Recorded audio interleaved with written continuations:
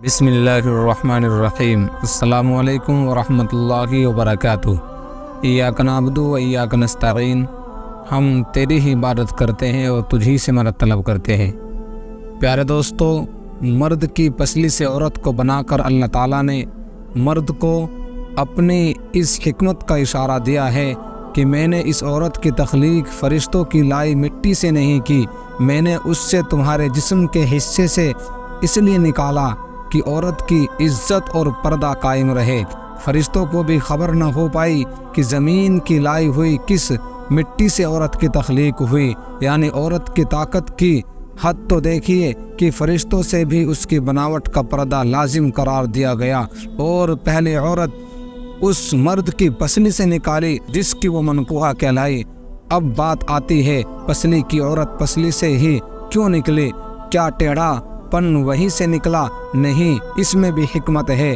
انسانی جسم میں دل اور بہت سے نازک حصے پسلی کے پیچھے چھپے ہوئے ہیں، یعنی پسلی ایک ڈھال ہے ان نازک حصوں کے لیے جو اللہ پاک نے عورت کو پسلی سے نکال کے یہ نہیں بتایا کہ عورت میں ٹیڑھا پن ہے، بلکہ اس عورت کو پسلی کی تخلیق کر کے یہ بات سمجھا دی کہ عورت وقت پڑنے پر ڈھال بھی بن سکتی ہے۔ حضور اکرم صلی اللہ علیہ وسلم ایک مرتبہ صحابہ اکرام کی محفل میں تشریف فرما تھے کہ ایک شخص حاضر ہوا اور عرض کرنے لگا، یا رسول اللہ صلی اللہ علیہ وسلم، کیا کوئی ایسا مومن بھی ہے جو جہنم میں رہے گا؟ حضور اکرم صلی اللہ علیہ وسلم فرمانے لگے، ہاں، ایک شخص ایسا ہوگا جو جہنم کی گہرائی میں 1000 سال رہے گا اور مسلسل اونچی آواز میں پکارتا رہے گا، یا حنان یا منان۔ ایک دن اس قدر اونچی آواز سے یا حنان یا منان کہے گا کہ حضرت جبرائیل علیہ السلام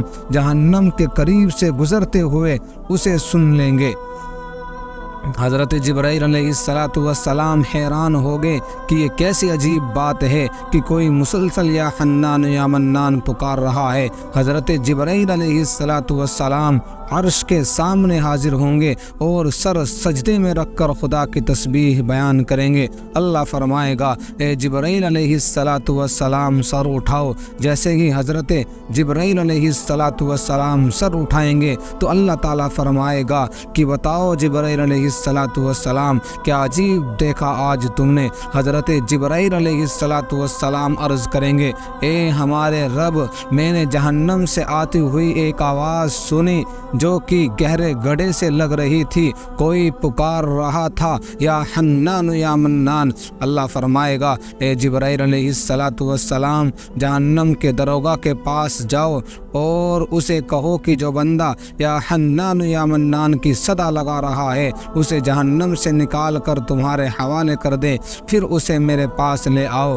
حضرت جبرائیل علیہ السلام نے جہنم کے دروازے پر تشریف لے جائیں گے، جب دروازے پر دستک دیں گے جہنم کے دروگا باہر آئیں گے۔ حضرت جبرائیل علیہ السلام انہیں اللہ پاک کا حکم سنائیں گے، حکم سن کر جہنم کا دروگا اندر جائے گا۔ حضرت محمد صلی اللہ علیہ وسلم نے فرمایا، جیسے ماں اپنے بچوں کو پہچانتی ہے، جہنم کے دروگا بھی ایسے ہی جہنم کو پہچانتے ہیں۔ اس کے باوجود آپ یا حنان یا منان کہنے والے شخص کو تلاش نہیں کر پائیں گے، باہر تشریف لائیں گے۔ حضرت جبرائیل علیہ السلام سے عرض کریں گے، اے جبرائیل علیہ السلام،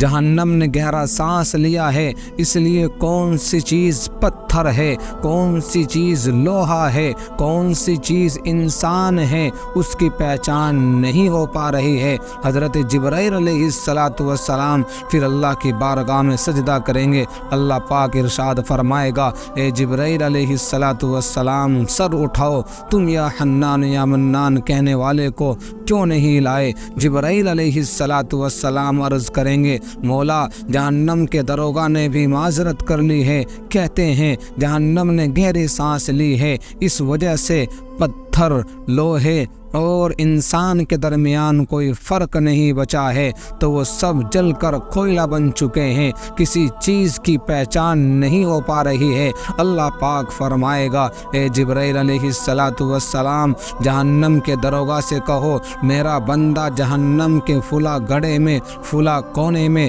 اس حالت میں پڑا ہوا ہے۔ حضرت جبرائیل علیہ السلام جہنم کے دروازے پر جائیں گے اور جہنم کے دروگا کو یا حنان یا منان پکارنے والے کا پتہ بتائیں گے۔ وہ جہنم کے اندر جائیں گے اور دیکھیں گے ایک شخص ہے، اس کے پاؤں اس کی پیشانی کے ساتھ اور اس کے ہاتھ گردن کے ساتھ بندھے ہوئے ہیں اور جہنم کے سانپ بچھو اس کے ساتھ لپٹے ہوئے ہیں۔ جہنم کے دروگا اس کی زنجیریں توڑ دیں گے اور جہنم سے نکال کر حضرت جبرائیل علیہ السلام کے حوالے کر دیں گے۔ حضرت جبرائیل علیہ السلام اسے عرش الہی کے سامنے لے کر حاضر ہوں گے، سر سجدے میں رکھیں گے۔ اللہ پاک فرمائے گا اے جبرائیل علیہ السلام سر اٹھاؤ۔ جبرائیل علیہ السلام سر اٹھائیں گے۔ اللہ پاک اس بندے سے فرمائے گا بندے کیا میں نے تیری بہترین تخلیق نہیں کی تھی؟ کیا میں نے تیری طرف رسول نہیں بھیجے تھے؟ کیا میرے رسولوں نے تمہیں میری کتاب نہیں سنائی تھی؟ یا میرے رسولوں نے تمہیں نیکی کا حکم نہیں دیا تھا؟ کیا تجھے برائی سے منع نہیں کیا تھا؟ وہ بندہ ساری باتوں کو مانے گا، اقرار کرے گا یا رسول اللہ صلی اللہ علیہ وسلم تو نے میری بہت اعلیٰ تخلیق فرمائی، تیرے رسول بھی تشریف لائے، انہوں نے تیرے احکام بھی سنائے۔ اللہ پاک فرمائے گا فلا فلا گناہ کیوں کیا؟ وہ کہے گا یا اللہ میں نے اپنی جان پر ظلم کیا جس کی سزا میں مجھے جہنم میں ڈال دیا گیا۔ اللہ اس کے باوجود میری امید نہیں ٹوٹی، مجھے تیری رحمت سے امید تھی، میں یا حنان یا منان پکارتا رہا۔ مولا تو نے مجھے اپنے فضل و کرم سے جہنم سے نکالا ہے، یا اللہ مجھ پر رحم فرما۔ اللہ پاک فرمائے گا فرشتوں گواہ رہنا میں نے اس پر رحم کیا اور اسے معاف کر دیا۔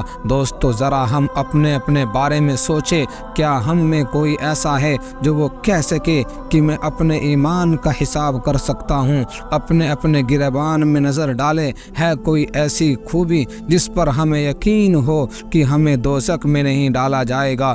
ہزاروں سال کی عبادتیں بھی رد ہوتی دیکھی گئی ہے، تو بس اللہ سے دعا کرتے ہیں کہ اللہ ہم جانتے ہیں کہ اگر ہمارے ایمان کا سخت حساب لیا گیا تو یقیناً ہم نہیں بچ پائیں گے، ہم بے حد گناہ گار ہیں، لیکن اللہ ہم تیری رحمت کا سوال کرتے ہیں، ہم سے حساب اپنے عدل و انصاف پر نہ لینا بلکہ ہم پر اپنی رحمت اور عطا کا سایہ رکھنا۔ اللہ پاک ہمارے دعا کو قبول فرمائے گا۔